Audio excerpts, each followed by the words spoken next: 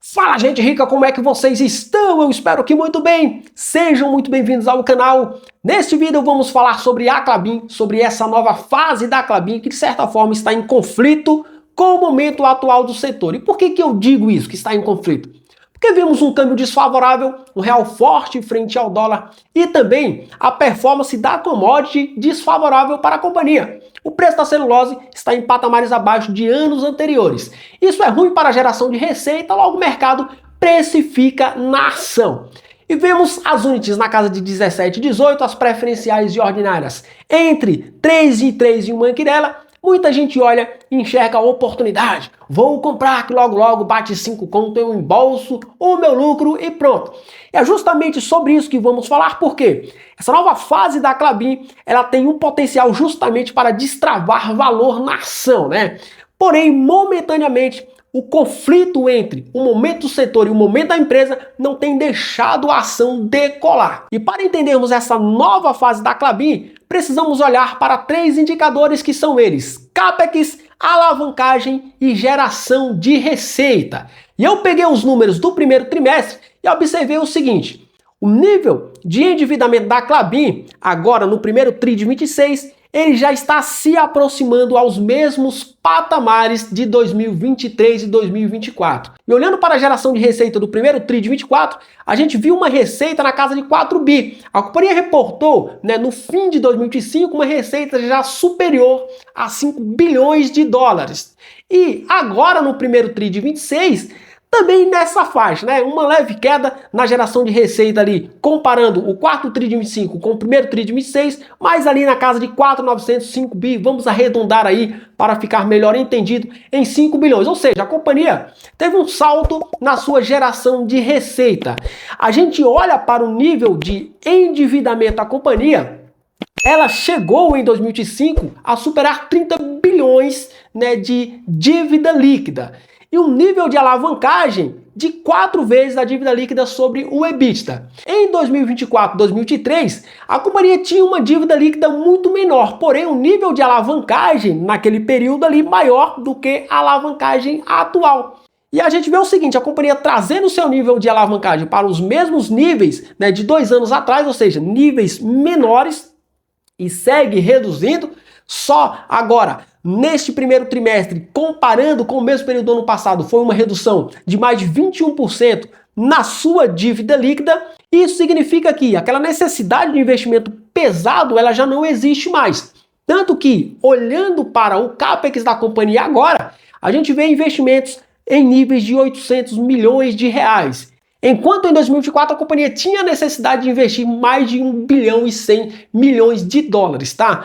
Ou seja, olhando o nível de alavancagem da companhia, ela já está trazendo para os mesmos patamares de anos anteriores, porém com uma geração de receita muito maior, e também com um nível de investimento muito menor. Isso significa que quanto mais a companhia gera receita e reduz CAPEX, ela também reduz o seu nível de endividamento e de alavancagem. Isso possibilita uma melhor geração de fluxo de caixa livre, isso alivia brutalmente o balanço da companhia e possibilita a companhia reportar a última linha muito maior, Estamos falando de lucro líquido muito mais positivo do que a companhia reporta atualmente. Quando a gente olha para esse primeiro TRI de 26, a gente vê que a companhia reportou um prejuízo, mas não se apegue a isso, porque está mais atrelado a efeitos não recorrentes, tá? Efeitos financeiros que não persistirão, mas a companhia segue muito resiliente operacionalmente, e com lucro operacional muito positivo. A gente vê o EBITDA na casa de 1 bilhão e 800 milhões de reais, As empresas de papel e celulose, elas passam por ciclos, que exigem níveis de investimentos muito pesados. E a Klabin, ela está na fase de transição. Ela ainda sente o peso desses investimentos. Periodicamente a companhia também precisa paralisar as suas plantas, por alguns dias, para manutenção e também modernização em alguns casos, e a companhia passou por isso recentemente, né? Ficou cerca de 14 dias, né, com plantas paralisadas, e isso impactou também nesse resultado desse primeiro trimestre.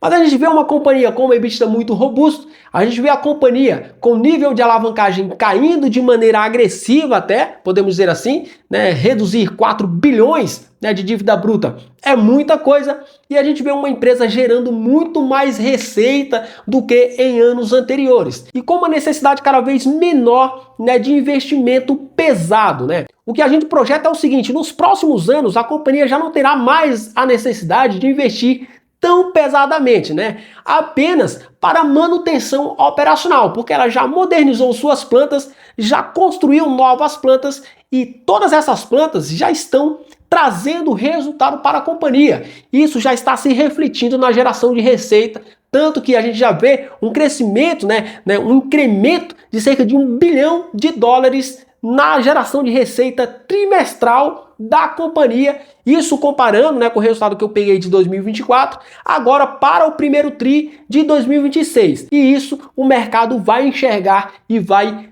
precificar no papel, tá? Por isso que a gente pode projetar um destravamento de valor para as ações da Klabin. E a gente viu o seguinte, né, em 2024, as ações únicas da Klabin estavam em patamares de R$25 e pouco. Agora a gente vê em R$17, R$18. O que eu quero trazer para esse vídeo é o seguinte: a empresa está numa fase de transição. A gente vê um nível de CAPEX muito abaixo de anos anteriores, de 2023, 2024, por exemplo.